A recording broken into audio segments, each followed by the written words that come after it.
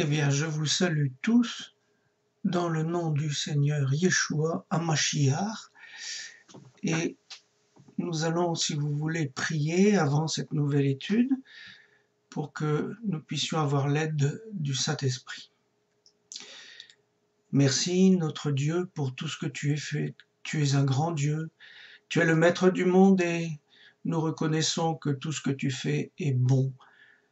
Seigneur, je veux te prier maintenant que tu viennes nous aider à comprendre nos vies, à comprendre ce que tu fais dans nos vies et que tu puisses m'inspirer pour ce message, que tu puisses aussi aider tous ceux qui l'écouteront, Seigneur. Que ton nom soit béni. Amen. Alors le titre de ce nouveau message, c'est pour vous dire que même vos cheveux sont comptés. Vous vous rendez compte? Vos cheveux sont comptés. Les miens sont en train de tomber tout doucement, mais le Seigneur sait combien il m'en reste. Alors, vous n'êtes pas sans savoir que on entend depuis des années des bruits de guerre, de famine, des catastrophes écologiques, des pandémies et tout ça, c'est permanent dans les médias et c'est bien réel aussi, bien sûr. Et il semble que tous les moyens soient mis en œuvre pour répandre l'angoisse parmi les humains. Alors, il est clair que, c'est vrai, nous sommes proches du retour du Seigneur. On ne sait pas quand, je suis incapable de vous dire dans combien de temps le Seigneur va revenir. Mais ce qui est certain, c'est que si nous gardons notre attention sur les médias, rivée sur les médias, eh bien laissez-moi vous dire que nous allons y perdre la paix et peut-être même la foi. Alors, c'est vrai que plusieurs signes montrent que nous approchons de la guerre de Gog. Et on parle beaucoup du Covid, mais moi je vous parle d'autre chose, la guerre de Gog, décrite par Ézéchiel au chapitre 38 et 39. Parce que les alliances se préparent et que les réserves sous-marines de gaz et de pétrole vont peut-être servir d'apport. Regardez ce que sont en train de faire les Turcs, par exemple. Alors je vous rappelle un petit morceau du texte d'Ézéchiel 38, versets 12 et 13. C'est Gog qui parle. Il dit « J'irai faire du butin et me livrer au pillage. Porter la main sur des ruines maintenant habitées, sur un peuple recueilli du milieu des nations, ayant des troupeaux et des propriétés, et occupant les lieux élevés du pays. Séba est dedans, je vous rappelle que ça représente l'Arabie, autrement dit ça représente en fait, vous savez qu'Abraham a eu 8 garçons, et que il en a envoyé 6 en Arabie. Et donc, Séba est dedans, ce sont les descendants, et les marchands de Tarsis, eh bien, ça touche plutôt l'Europe, l'Occident. Et tous leurs lionceaux te diront, viens-tu faire du butin? Est-ce pour piller que tu as rassemblé ta multitude, pour emporter de l'argent et de l'or? C'est vrai que on peut parler de l'or noir aussi. Pour prendre des troupeaux et des biens, pour faire un grand butin. Donc vous voyez que cette guerre qui commencera je ne sais pas quand, est une excuse économique, on va dire. Tout cela, on le voit, mais vous savez que les paroles de notre Père Céleste sont éternelles et il veille sur ses enfants à travers toutes les situations, absolument toutes. Et actuellement, on voit dans le monde chrétien de nombreux prophètes qui sont sortis parce que ça n'arrange pas les choses. On dirait que ce sont des prophètes, il y en a beaucoup, ce sont des prophètes de malheur. On dirait que les événements du monde les attirent comme la pluie fait sortir les limaces. Et je peux vous dire que ce ne sont pas eux qui vont fortifier votre foi ou vous garder dans la paix du Seigneur, parce qu'ils annoncent des malheurs et aiment créer et entretenir la peur. Alors, il est important de se mettre à l'écart, d'examiner sa vie et de confier son sort à notre Seigneur parce qu'il connaît le nombre de nos cheveux. Et dans le Tanakh, lorsqu'un prophète devait annoncer une catastrophe, c'est arrivé souvent, il le faisait parce qu'il obéissait à Dieu, mais il terminait toujours sa prophétie, toujours les prophéties, par des espoirs, par un espoir de réhabilitation. Il faut se souvenir aussi que les prophètes de l'Ancien Testament étaient testés. Et je vous lis un petit texte du Deutéronome, chapitre 18, versets 20 à 22. « Mais le prophète qui aura l'audace de dire en mon nom une parole que je ne lui aurai point commandé de dire, ou qui parlera au nom d'autres dieux, ce prophète-là sera puni de mort. » Et un peu plus loin, à la fin du verset 22, on lit « C'est par audace que le prophète leur a dit, n'aie pas peur de lui. » Dans l'histoire d'Israël, il y a eu de nombreux faux prophètes. Et de la même manière, l'Église n'en est pas exempte. Il faut être très sérieux avec les paroles de Dieu. Il y a les fausses paroles de paix ou les paroles de fausse paix, comme vous voulez, alors que la vie des personnes qui sont concernées est rongée par le péché, par exemple. J'appelle ça des prophéties de camouflage. Dans Ézéchiel, il y en a eu, Ézéchiel en parle, d'autres prophètes en parlent, et dans Ézéchiel 13, versets 8 à 12, on peut lire « C'est pourquoi ainsi parle l'Éternel, parce que vous dites des choses vaines, et que vos visions sont des mensonges. Voici, j'en veux à vous, dit le Seigneur l'Éternel. » Et un peu plus loin, verset 10, il dit « En disant paix quand il n'y a pas de paix. »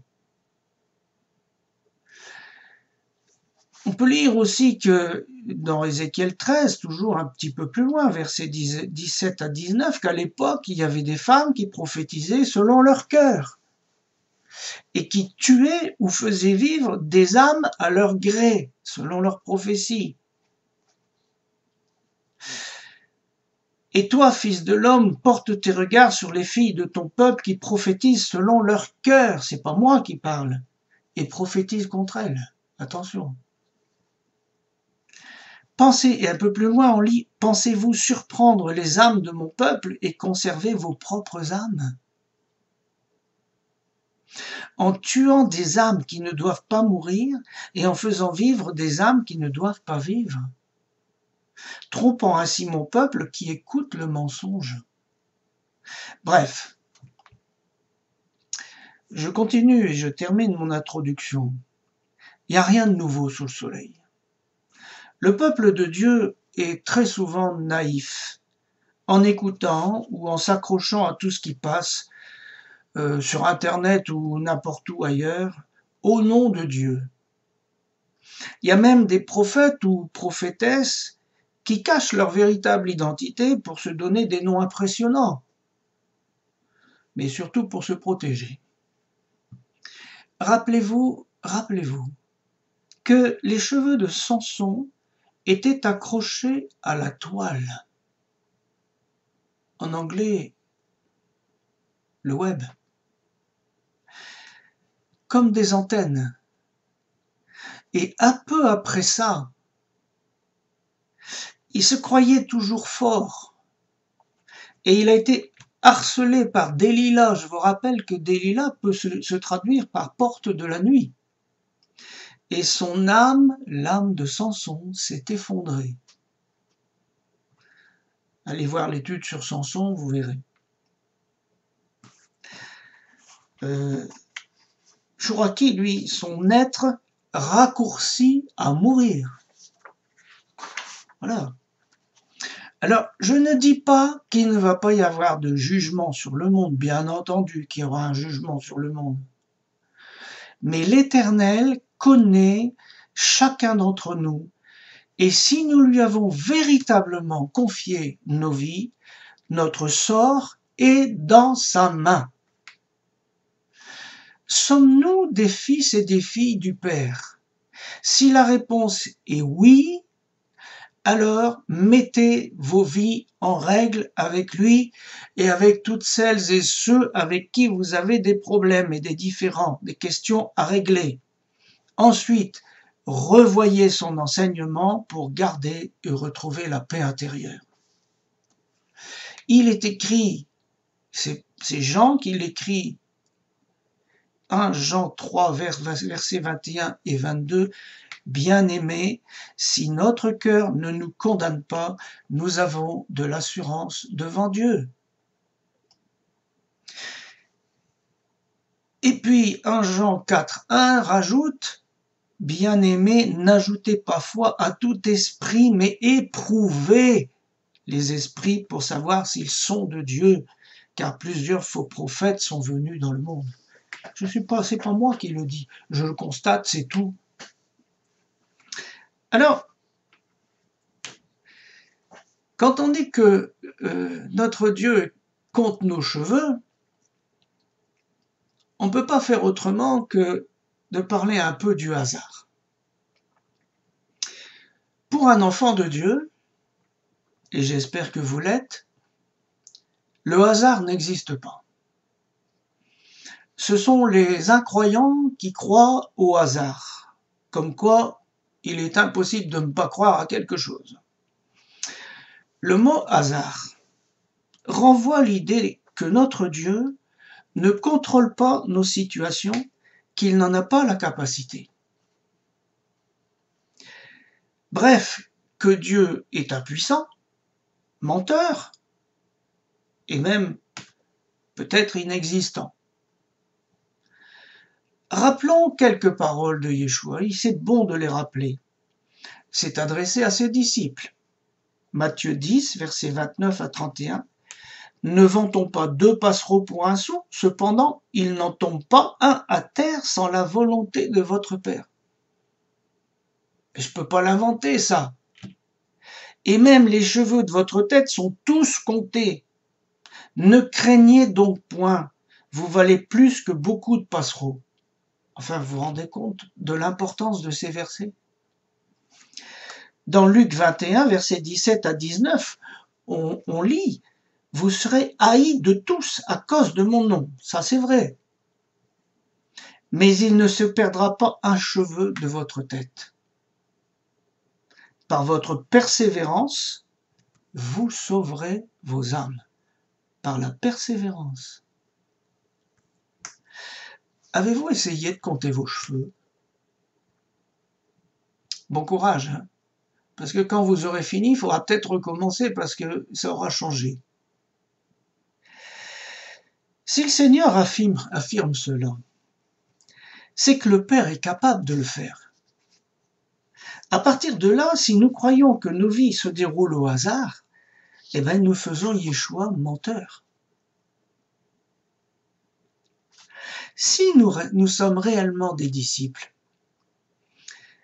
de Yeshua, alors tout a un sens dans nos vies, absolument tout. Tout est utile, même si nous ne le comprenons pas. Est-ce que vous savez pourquoi vous allez perdre 5 cheveux aujourd'hui? Moi, je ne sais pas, c'est comme ça. Donc, le hasard, c'est un instrument utilisé par le malin, bien qu'il ne le maîtrise pas. Rappelez-vous que celui qui s'est servi du hasard, entre autres, c'est Haman, dans l'histoire d'Esther. Haman était un descendant d'Amalek qui voulait la mort d'Israël, des Juifs. Et vous remarquerez que les ennemis de Dieu se servent du hasard. Ils se servent de ce qui est accidentel dans la vie. Et Haman, dans Esther 9, 24, il est écrit « Haman, fils d'Ammédatha, l'Agagite, ennemi de tous les Juifs, avait formé le projet de les faire périr, comme Hitler. Il avait jeté le pour, c'est-à-dire le sort, afin de les tuer et de les détruire. Est-ce que vous avez remarqué que Haman a fixé le jour de la mort des Juifs par un jeu de dés, le pour, et que curieusement, c'est lui qui a été pendu. Donc il n'a pas maîtrisé le hasard. Satan se sert du hasard, mais il ne le maîtrise pas. Par contre, l'Éternel maîtrise ce que nous appelons hasard. Par exemple, il a fait utiliser son peuple le tirage au sort pour partager la terre d'Israël. C'est écrit dans Josué 13,6.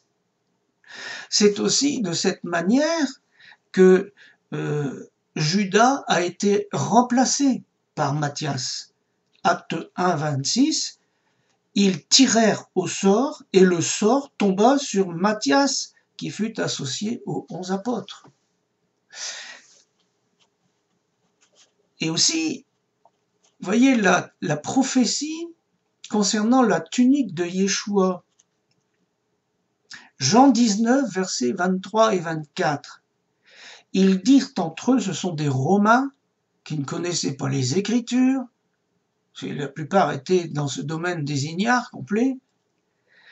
Ils dirent, ne la déchirons pas, mais tirons au sort à qui elle sera. Et cela arriva afin que s'accomplisse cette parole de l'Écriture. Ils se sont partagés mes vêtements, ils ont tiré au sort ma tunique.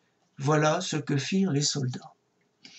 Donc vous voyez que Dieu maîtrise le hasard. Autrement dit, il peut s'en servir comme d'un instrument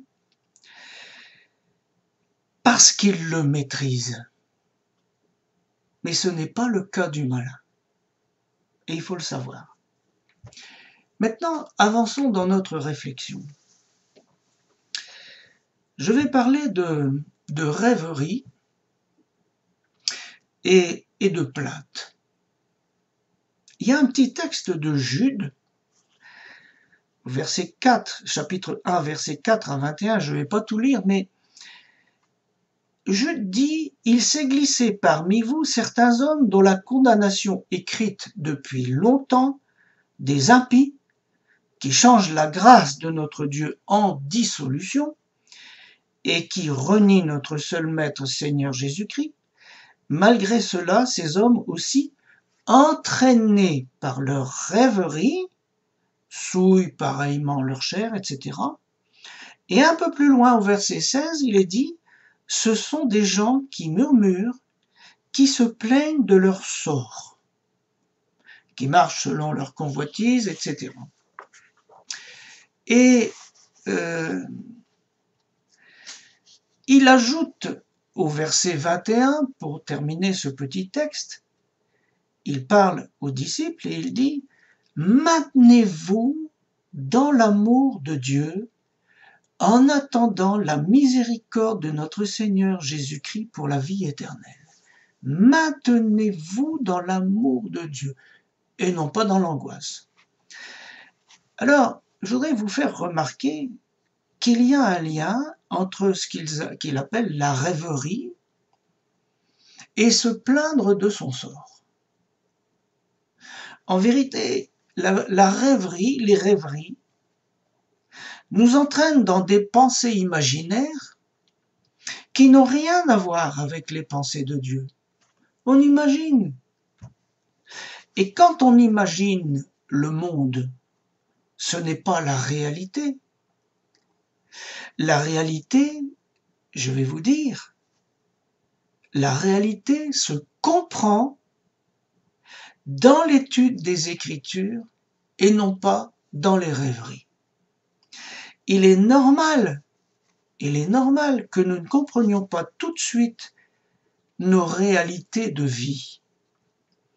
Alors, parfois, on attribue au hasard ce qui nous arrive, mais Dieu n'a jamais dit qu'il expliquerait tout ce qu'il fait au fur et à mesure de son déroulement. Non. Par exemple, il n'a pas expliqué pourquoi Et il a choisi le tirage au sort pour désigner Matthias à la place de Judas. Quand le croyant ne comprend pas une situation, il essaye d'imaginer ce qui se passe et il risque de partir dans des élucubrations qui l'éloignent de l'amour du Père. Je vais encore citer le Rav Ben Shetrit qui dit « Développer l'illusion génère la désillusion ». C'est mettre sur son cœur ce qui existe, qui n'existe pas, donc ce qui existe dégoûte. Donc si nous rêvons tout éveillés, en imaginant le sens de ce qui se passe dans notre vie, nous sommes alors à la merci des faux prophètes et des mauvais conseillers, et nous sommes au bord du précipice de l'angoisse. La vérité se trouve dans les Écritures, c'est là que se trouve le principe de nos existences.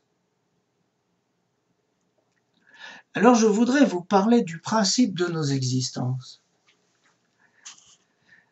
Lorsqu'une personne découvre l'état de son âme, sa nature de péché, quand elle s'humilie devant Dieu par la repentance, réalise et accepte par la foi ce que le Seigneur a fait sur la croix, alors quelque chose de grandiose se passe.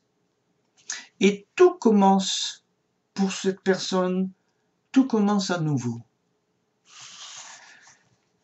Pour ceux qui connaissent le principe de la vache rousse, allez revoir les textes, dont les cendres servaient à préparer l'eau de la purification, il faut savoir que lorsque le Kohen, qui était pur, purifiait le peuple avec cette eau, il devenait impur. C'est exactement ce qui s'est produit sur la croix. Il nous a purifiés de nos péchés, mais il a pris l'impureté sur lui. L'histoire de la vache rousse, c'est dans Nombre 19, vous irez lire. Un homme pur recueillera la cendre de la vache et la déposera hors du camp, dans un lieu pur. On la conservera pour l'assemblée des enfants d'Israël, afin d'en faire l'eau de purification. C'est une eau expiatoire. Quand on se confie réellement au Seigneur de cette façon, sa vie, elle est confiée au Père Céleste.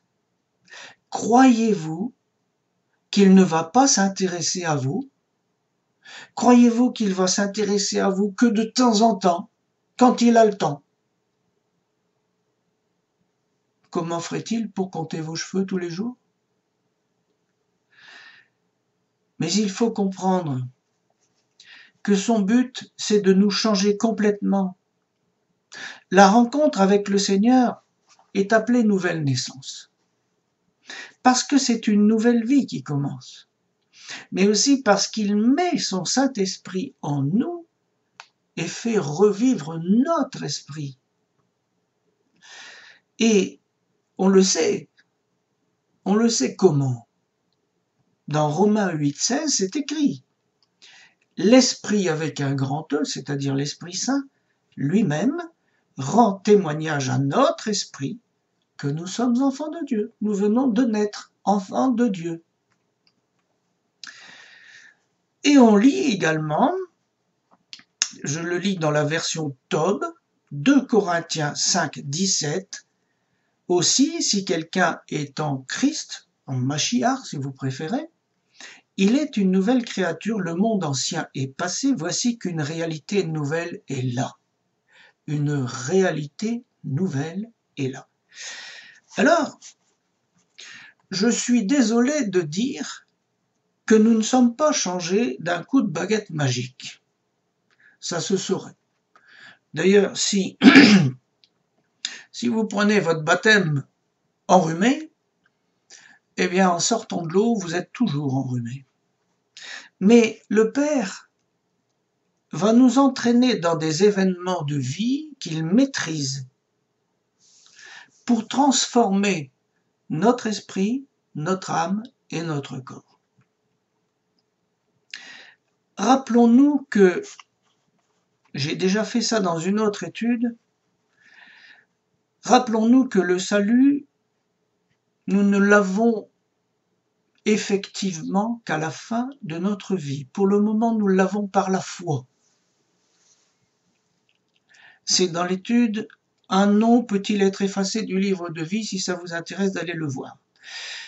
Pour illustrer ce propos important, on a été habitué au verset traduit par Second, 1 Corinthiens 1, 18, « Car la prédication de la croix est une folie pour ceux qui périssent, mais nous qui sommes sauvés, elle est une puissance de Dieu. » Et on considère que, voilà, c'est fait, et qu'on ne peut pas perdre son salut.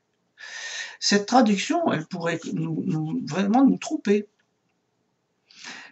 Tandis que la forme originale grecque, eh bien, c'est une forme durative sans égard à son achèvement, c'est-à-dire que on peut traduire, c'est du mauvais sens français, mais tant pis, on peut traduire « nous sommes en train d'être sauvés ».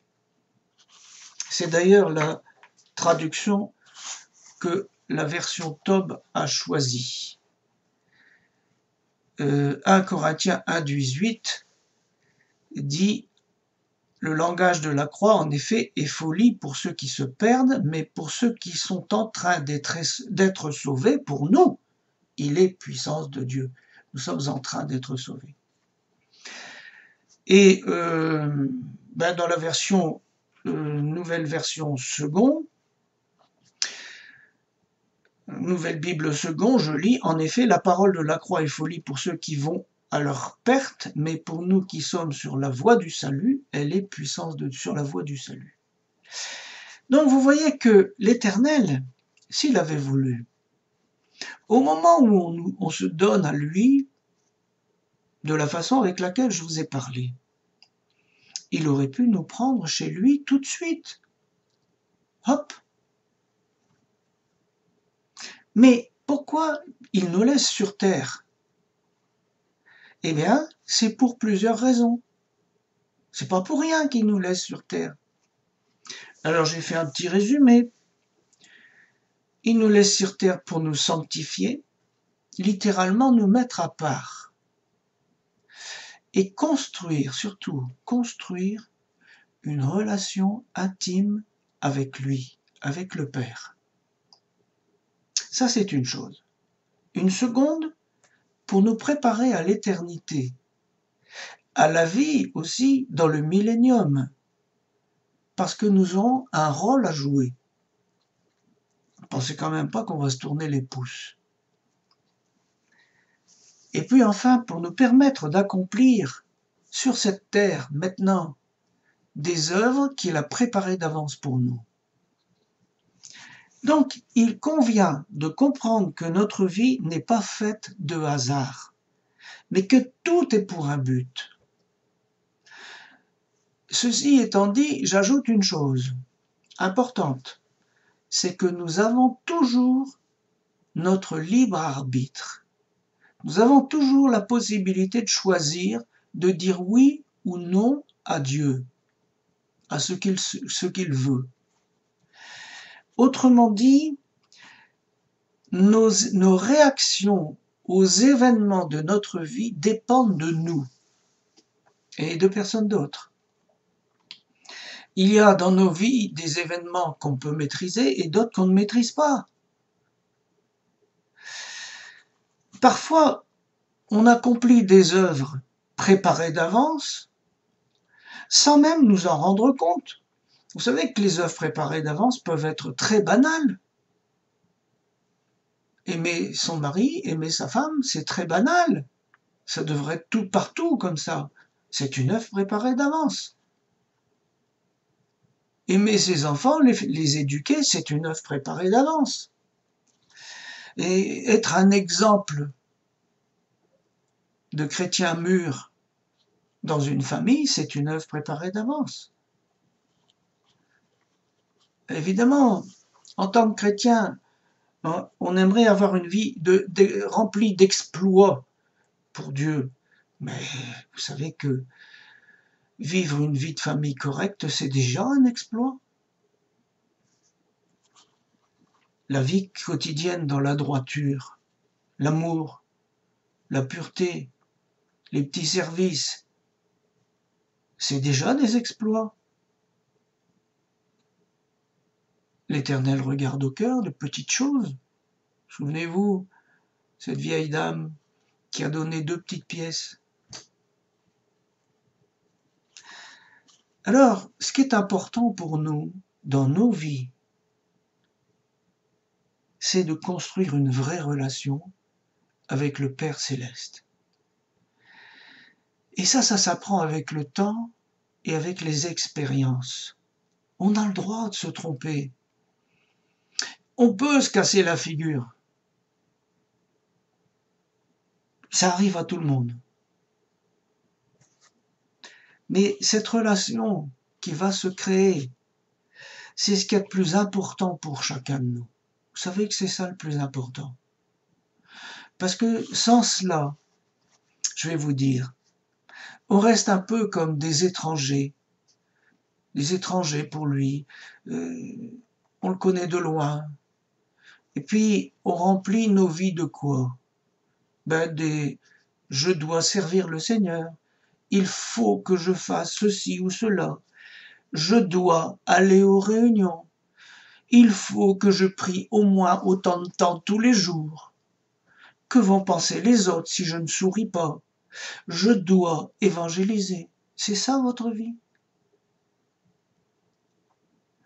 Avez-vous remarqué que chez les chrétiens, ça va toujours? Bonjour, ça va? Oui, ça va. Menteur. En réalité, bien souvent, ça ne va pas du tout. Parce qu'on ne comprend rien à sa propre vie et qu'on est fatigué. Et puis, il faut paraître parce qu'on nous a dit qu'on est une nouvelle créature. Bref, sans une vraie relation intime avec le Père, mais je vais vous dire, on est dans le faire qui devient un fardeau et non dans l'être qui n'empêche pas de bien faire.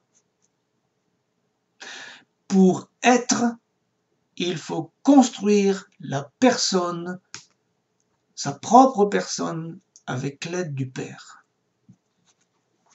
Un père, si c'est notre père, un père, ça éduque son enfant.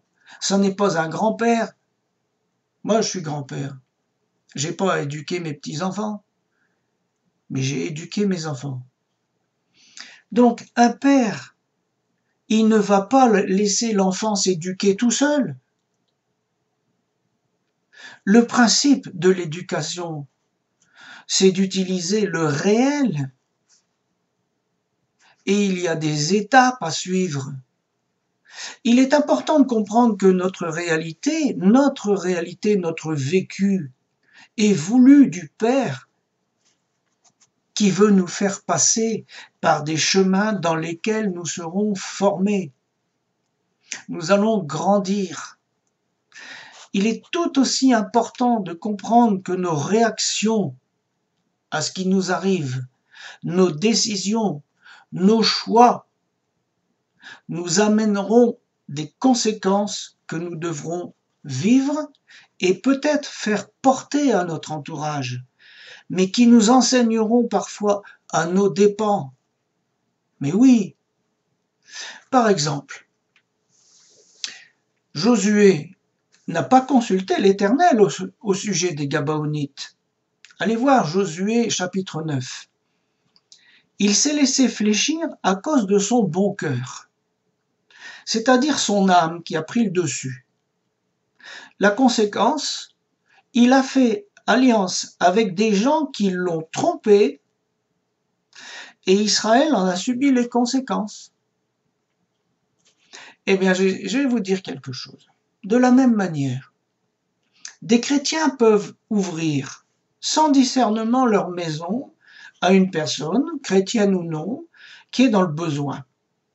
Parce qu'un chrétien doit être accueillant. Et après quelque temps, on découvre que la personne accueillie est devenue un poids insupportable, parfois même un tyran, voire un séducteur et destructeur du couple, dont on ne sait plus se défaire et se débarrasser. Pourquoi les gens font-ils cela? Pourquoi font-ils cela? Parce qu'on leur a appris qu'un bon chrétien doit être accueillant, qu'il doit toujours sourire, être joyeux, ouvert, dévoué. Alors certains le font, même s'ils ne sont pas préparés et pas mûrs pour le faire, et ils le font sans discernement parce que je dois, il faut, c'est comme ça. Oui, nous portons les conséquences de nos actes. L'éducation se fait par le réel. C'est pourquoi, sans une vraie relation avec le Père, nous risquons tout simplement de tomber en esclavage en croyant bien faire. Et oui, il y a des chrétiens qui sont en esclavage. Alors, je voudrais vous rappeler une chose. Le Créateur, c'est Elohim. Et savez-vous que l'expression la nature, parce que Elohim a créé la nature, se dit en hébreu Ateva, la nature, Ateva. Eh bien, Elohim et Ateva ont la même valeur numérique, c'est curieux. Ça signifie que la nature est rigoureuse comme Elohim, son créateur. Il a mis dans la nature des lois rigoureuses. Et c'est ce qui tient le monde d'ailleurs. On lit par exemple dans 1 Samuel 2, versets 8 et 9, « Car à l'Éternel sont les colonnes de la terre, et c'est sur elles qu'il a posé le monde. » C'est une façon de dire qu'il a mis des lois. Il gardera les pas de ses bien-aimés, mais les méchants seront anéantis dans les ténèbres. Dans le psaume 96, au verset 10 à 13, on lit « Dites parmi les nations, l'Éternel règne. » Oui, l'Éternel est le roi du monde. Il est le roi du monde. Il tient le monde dans ses mains. Et il dit dans le psaume 96, « L'Éternel règne, aussi le monde est ferme, il ne chancelle pas. » Et un peu plus loin, alors au verset 13, « Devant l'Éternel, car il vient, et merci Seigneur, tu reviens bientôt, car il vient pour juger la terre, il jugera le monde avec justice et les peuples selon sa fidélité. » Croyez-vous qu'il va faire ça n'importe comment? Mais non. Alors, je veux vous dire quelque chose d'important. Pour bien comprendre, allez voir si ça vous intéresse, allez revoir l'étude sur le Père Céleste. On doit comprendre, il faut comprendre qu'étant plongés dans le monde, nous sommes plongés dans le monde, nous sommes nés dans le monde, nous sommes soumis à la rigueur des lois de la nature, des lois du monde, et que le véritable moyen d'adoucir nos vies dans ce monde, c'est d'être en intimité avec Yod et Vavé et le Chesed, c'est-à-dire la bonté du Père. C'est ça qui nous tient. Être en relation intime avec le Père. L'amour dans ce monde est complètement dévoyé. L'amour ne consiste pas à tout accepter, j'en ai déjà parlé à d'autres occasions. L'amour supporte tout, c'est gentil de dire ça, mais est-ce que vous allez supporter un enfant qui vous crache à la figure? Non. L'amour ne consiste pas à tout accepter. Je répète ce que le Seigneur avait dit à John Bever, un serviteur américain. Il avait dit, l'amour, ce n'est pas être gentil. Non, l'amour, c'est faire grandir, c'est prendre soin.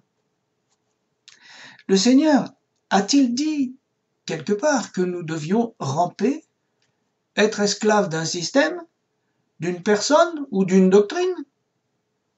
Moi, j'ai rien lu de tout ça. J'ai lu par contre Matthieu 11, versets 29 et 30. Prenez mon joug sur vous et recevez mes instructions. Car je suis doux et humble de cœur, et vous trouverez du repos pour vos âmes, car mon joug est doux et mon fardeau léger.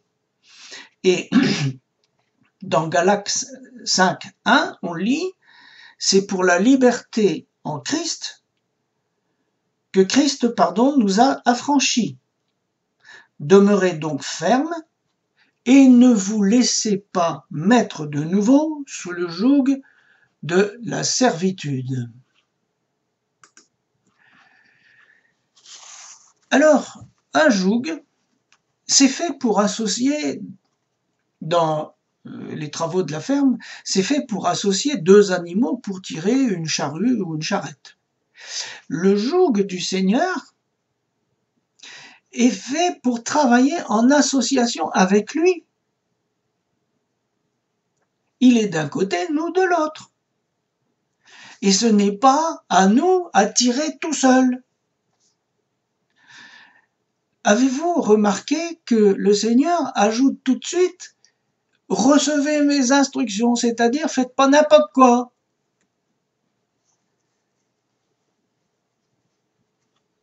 Et quand vous travaillez pour le Seigneur, je ne sais pas comment vous faites, mais vous faites sûrement quelque chose. Est-ce que vous avez constaté que vos activités vous donnent du repos pour vos âmes ou pas? Parce qu'il est dit, et vous trouverez du repos pour vos âmes.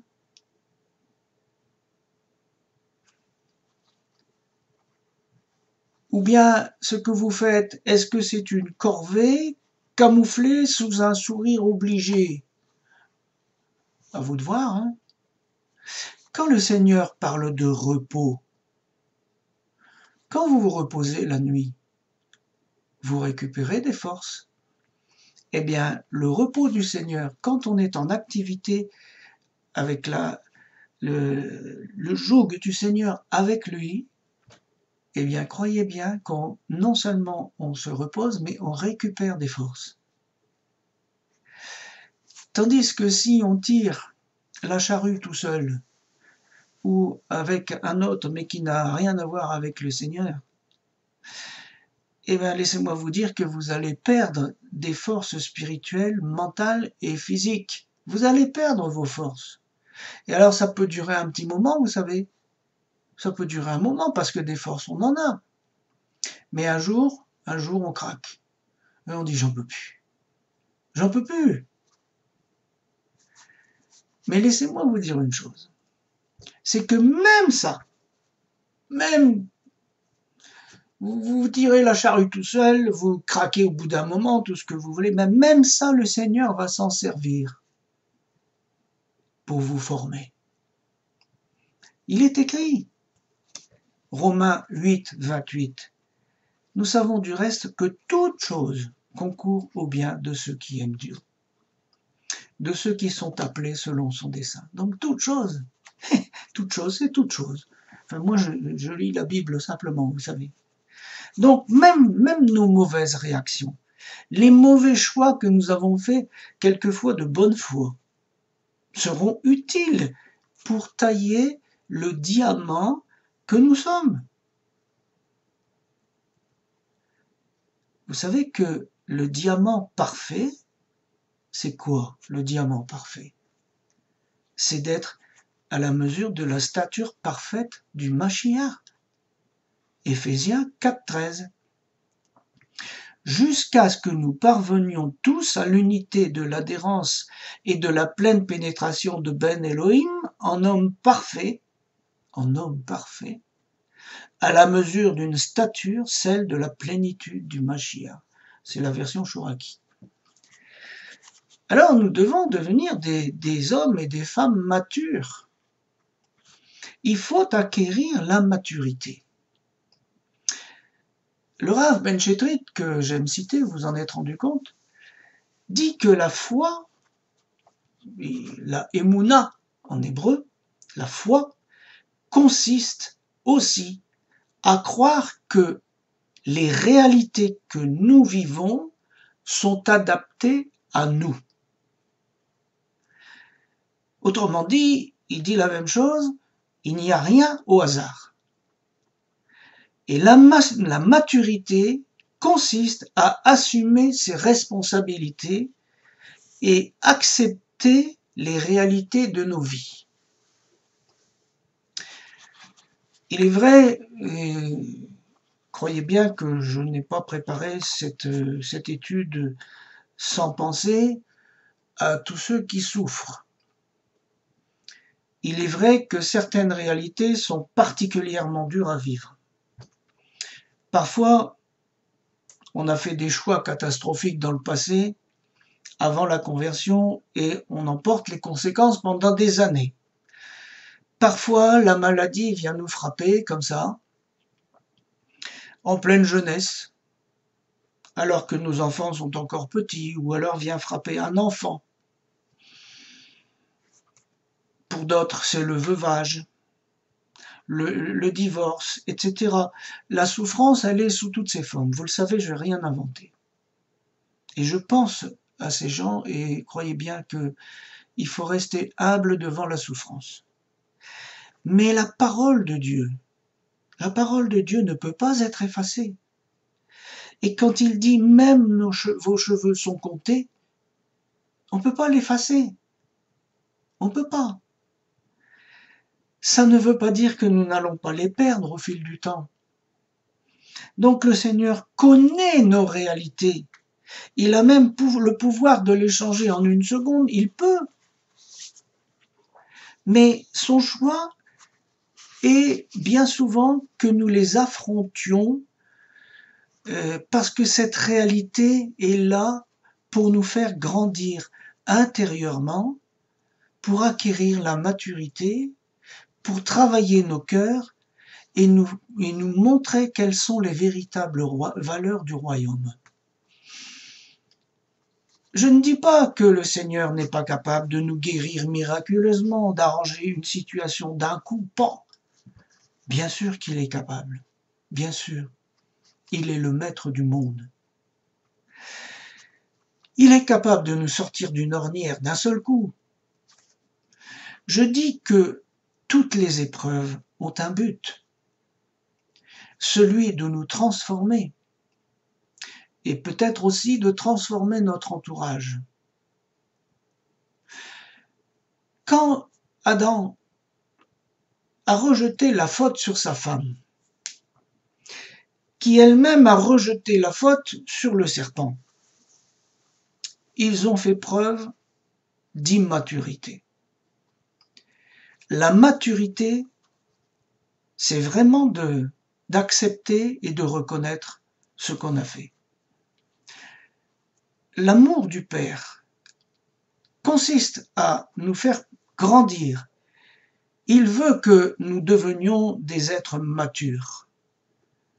Par conséquent, lorsque nous n'assumons pas une réalité, celle-ci risque de revenir dans notre vie, d'une autre manière, peut-être sous une autre forme, parce que c'est une leçon que nous n'avons pas apprise.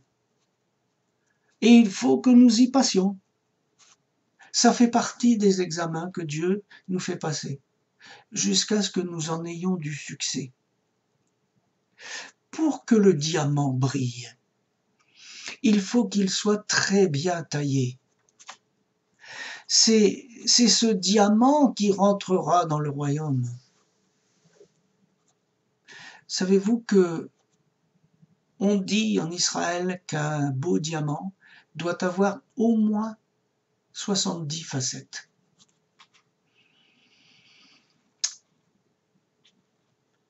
Oui, le Seigneur fait des miracles, oui.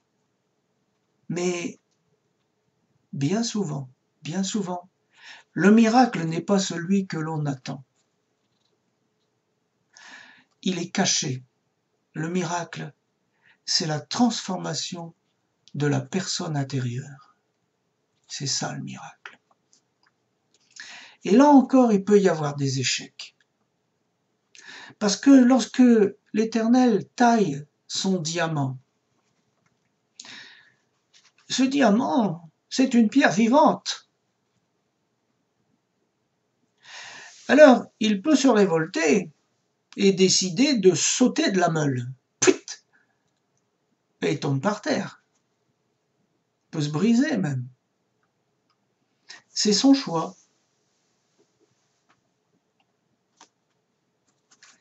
Nous avons choisi notre réaction. C'est nous qui choisissons. Rappelez-vous ces textes. Romains 9, 21. Le potier n'est-il pas maître de l'argile pour faire avec la même masse un vase d'honneur et un vase d'usage vil? Il fait ce qu'il veut, le potier.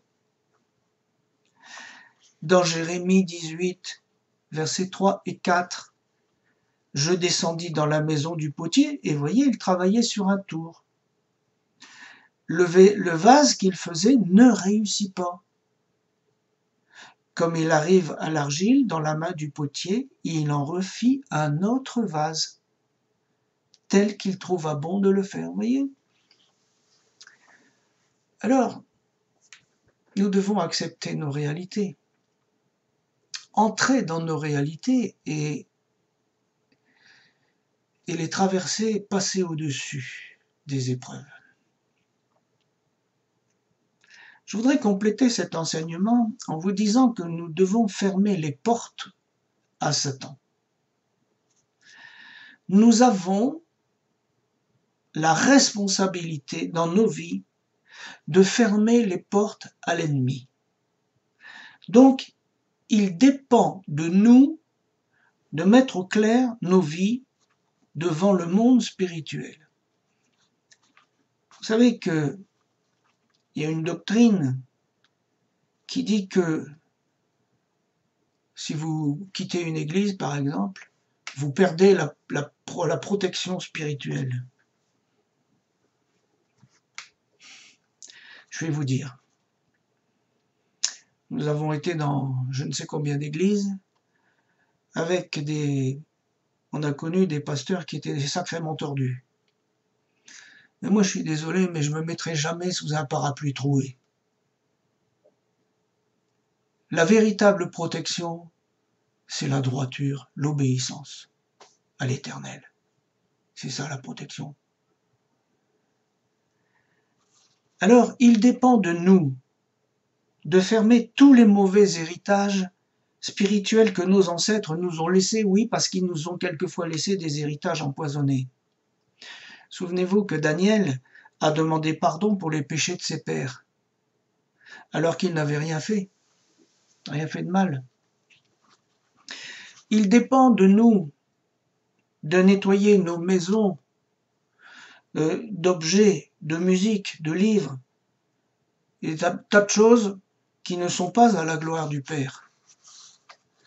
Comment se fait-il que dans certaines maisons chrétiennes, on voit en décoration des souvenirs de voyage sous forme de dieux égyptiens, de Bouddha, de masques africains ou vénitiens, etc., et j'en passe.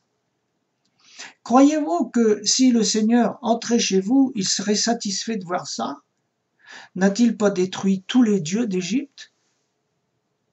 Alors, bien sûr, vous penserez peut-être que ces objets sont inoffensifs, parce que pour vous, ce ne sont pas des idoles, ce sont des décorations, des œuvres d'art. Mais laissez-moi vous dire que notre expérience nous a montré que le malin se cache derrière des objets peut-être que vous n'appelez pas idole, mais que d'autres appellent idole, même celles qu'on appelle œuvres d'art. Et il est écrit dans 2 Thessaloniciens 2,4, il est écrit « L'adversaire, c'est-à-dire Satan, qui s'élève au-dessus de tout ce qu'on appelle Dieu. » Et j'ai déjà expliqué, je le répète, que si vous vous mettez à adorer une bouteille d'eau, oui, à adorer une bouteille d'eau devant vous, eh bien sachez que Satan va venir au-dessus de cette bouteille et va répondre à vos prières. Mais c'est toujours payant. Je peux vous dire sans vous donner trop de précision, parce que je ne veux pas rentrer dans les détails de ma vie et de ma vie privée, mais que ma famille a payé très cher,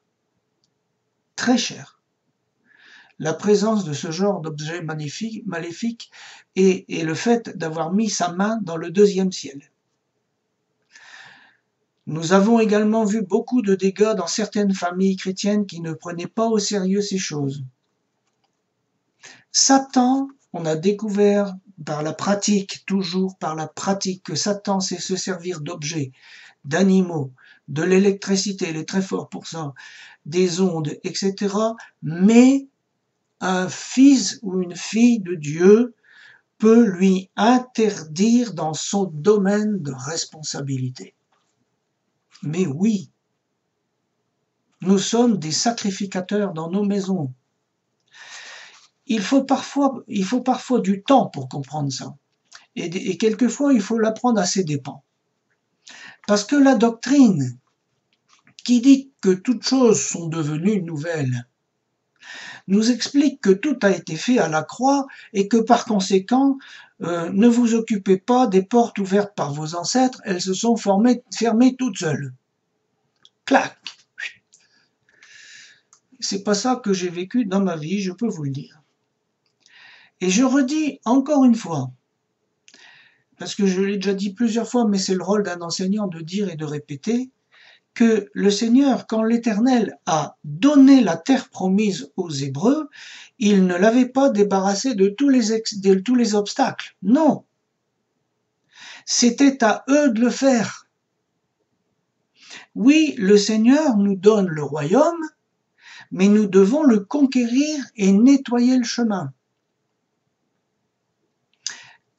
La vérité, c'est que toutes choses sont en train de devenir nouvelles grâce à ce qui a été fait à la croix. Dans les cieux, les choses sont faites.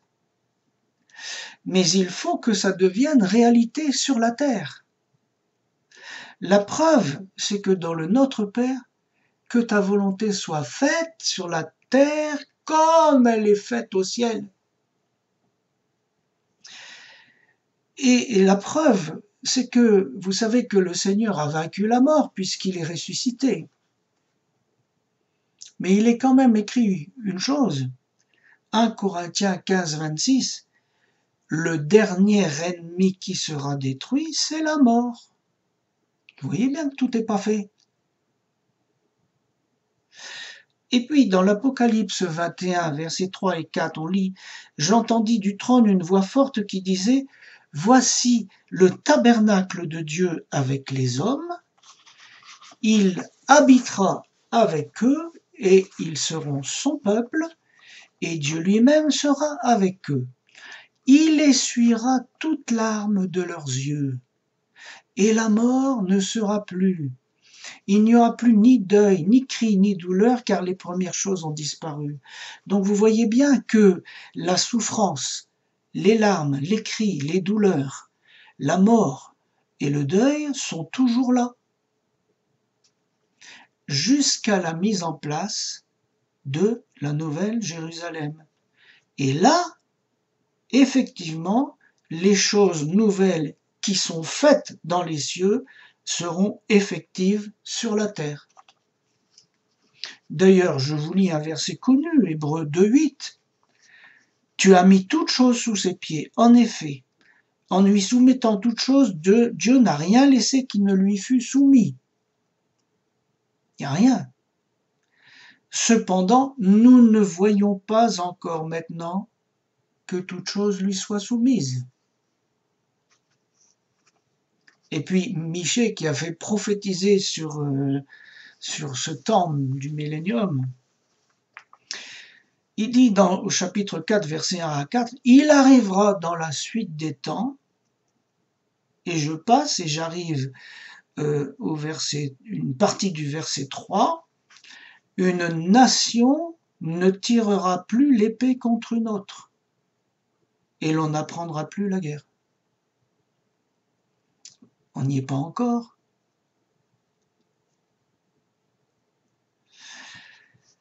En attendant, Satan a perdu sa place dans les cieux, mais il n'est pas encore dans les temps de feu. Donc, il agit sur cette terre selon les droits qu'il reçoit de Dieu, parce que Dieu est juste avec tout le monde, y compris avec les démons. N'est-il pas écrit 1 Pierre 5,8 « Soyez sobres, veillez, votre adversaire le diable rôde comme un lion rugissant, cherchant qui il dévorera. » Il est donc de notre responsabilité de veiller et de retirer tous les droits que Satan pourrait avoir ou obtenir sur nous et notre famille. Laissez-moi vous dire une chose, vous avez intérêt à bien purifier vos vies, vos maisons, à changer s'il le faut vos relations, sinon le malin trouvera un passage pour accéder chez vous et tout saccager, s'il en a l'autorisation. Je suis effaré franchement, de la légèreté de certains chrétiens par rapport à la droiture, la pureté. Ils n'ont pas la crainte de l'Éternel et ne connaissent pas les lois spirituelles. Mais là encore, et je termine cette étude, le Seigneur se sert du réel pour faire comprendre ce que nous devons comprendre. On ne se moque pas de Dieu, on ne se moque pas de Dieu. En toute occasion, nous apprenons et pouvons nous approcher du Père, en toute occasion. Voilà, je termine, que l'Éternel bénisse chacun de vous. Shalom sur vous, sur vos familles et sur vos vies. Amen.